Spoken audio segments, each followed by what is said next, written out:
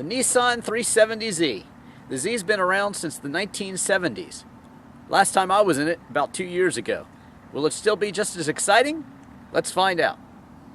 It's been a few years since the reshaping of the Z, and to me, it still looks fresh and fast. The three-quarter view looks very aggressive. I think it's one of its best angles.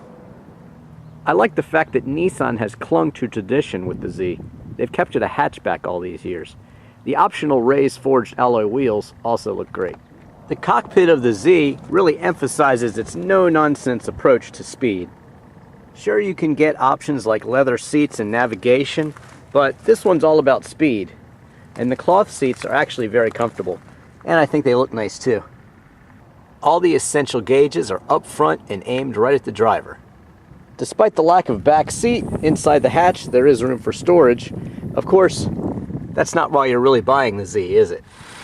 No, you're buying the Z for the 3.7 liter V6, which makes 332 horsepower and 270 pound-feet of torque. That'll zip you to 60 miles an hour in just 4.9 seconds on your way to a quarter-mile time of 13.2 seconds. Considering all that speed, fuel economy is not so bad. You can expect to get 21 miles per gallon overall, with 18 in the city and 26 on the highway.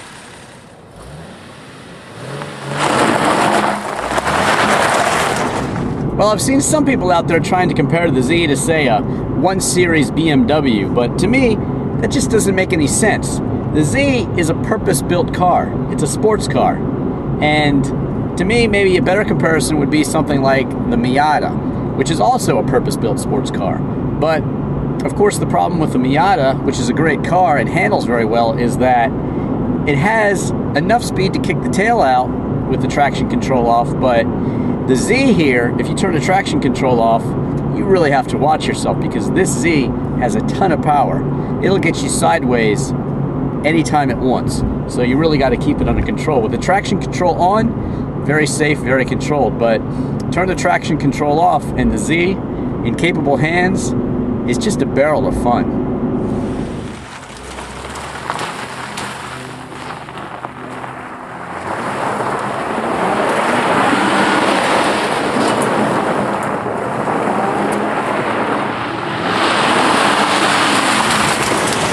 Another amazing thing about the Z here, first on any sports car, is auto rev match. I'm in third gear right now.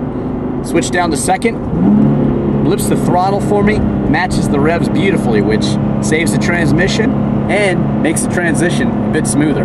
Amazing.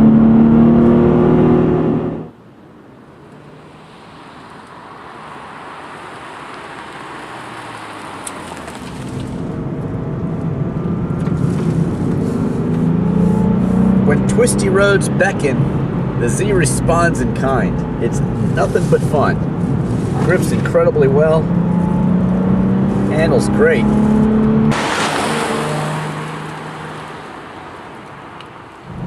Driving at night here in the Z, the gauges are all lit up red, and the traction control really won't let you lose control. You can floor it and you just get a little bit of slip. You're just not going to lose control. The Z's traction control is too good. But turn it off and you'll find yourself changing directions awfully quick when you might not want to. So beware.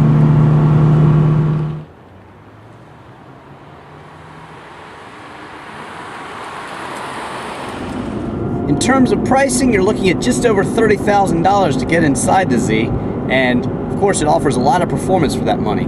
Add the $3,000 performance package with larger wheels and the $600 brake package, and you get those Nismo brakes. And with destination and other few options, you're out the door around $35,000. So you can keep it closer to 30 if you like, and Z offers a lot of performance for 30 grand.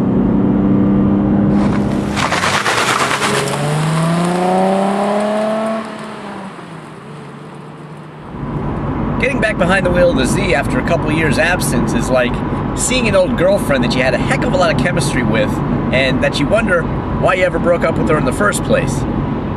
It's got a heck of a lot of power, and it's just a really purpose-built sports car. That chemistry is still there. I'm driving Ivan Katz.